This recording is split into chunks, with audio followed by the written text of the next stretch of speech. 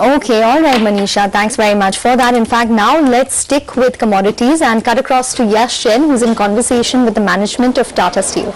I don't, fundamentally, if I look at macroeconomic activity globally, apart from some concerns on trade flows, fundamentally domestic markets, whether it's in China growing at 6.5%, the US growing at 3%, India growing at 7%, Europe is also doing quite fine. So I think macroeconomic fundamentals are quite strong, and steel is a business which is very dependent on macroeconomic activity.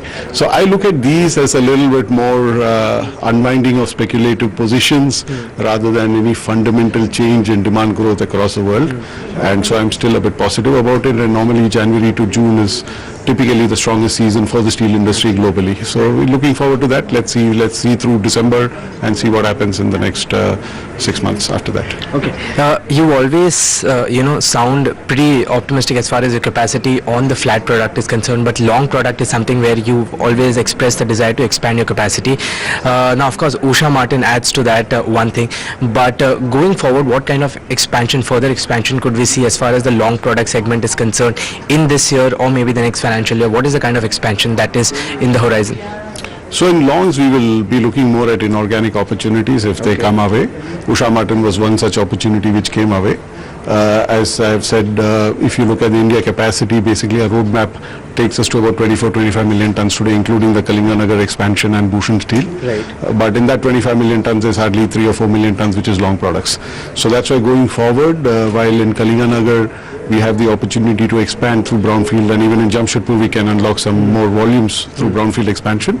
In organic growth opportunities, we will be more interested in long products going forward. Right. Not to name any companies, of course, but are there companies which are evaluating as far as, the long product segment is concerned right now for inorganic growth? Just now we are focused on Usha Martin. We want to complete the transaction over the next few months. Okay. Then we'll think about the next one. Okay. Speaking about the latest supplement to the company, of course, Bhushan, what is the kind of outlook which you have as far as that particular vertical is concerned?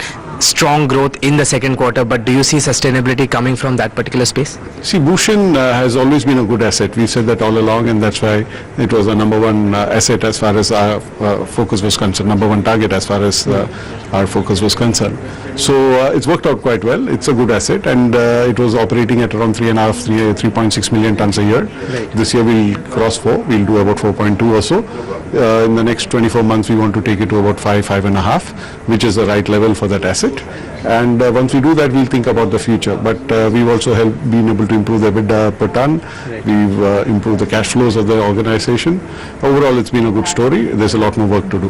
One last question. Of course, right now your current capacity in India stands at about 18.5 MTPA. There's a target to take it to 30 MTPA by 2025. Help me understand, out of this expansion towards 30 MTPA, what will be the constituent which will come from your organic growth, from your expansion, and inorganic growth? What is the kind of bifurcation that you currently look at? No, I think what we have said is we have a clear roadmap which takes us to about 25 million tons, okay?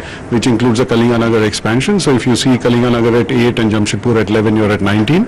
And if you add Bhushan at 5.5, you're at 24.5. And you add 1 million tons of Usha Martin, you're at 25.5, right? So between 25 and 30, we have possibilities in Kalinganagar. If once we complete the next phase, if the markets are strong and a balance sheet can afford it, we can certainly grow from 8 to 13 or whatever is the volume that we want. Right. So that runway is there. The other runway which is potentially available is any inorganic growth opportunities in long products. So these are, first we will complete the current phase, reach 25, right, and then we can easily go to 30 if the context allows us that. Thank you so much for speaking to us, sir. Pleasure. Thanks. Okay, so that's the management of Tata Steel. In fact, Prashant talking about a lot with regards to Bhushan Steel and how, in fact, they expect to increase in terms of volumes there, as well as Usha Martin. I think, absolutely. And he said that 25 million ton capacity can go to 30, possibilities exist if the context is correct. But the beginning of the interview, I think people, especially in the current market environment, would be interested in looking at. He said that according to them, economic growth in the big steel consuming countries is still pretty okay. I mean, they don't see any problem. So this thing about growth scare, etc., but that's Tata Steel's management view. And also this pressure on commodities that we're seeing, essentially he said it could be unwinding of speculative positions and is not growth related. So I thought that was interesting. But that is Tata Steel, biggest steel maker here, 2% lower, 552. Take a quick break here. We are down about 90 points now. So, we started with a 80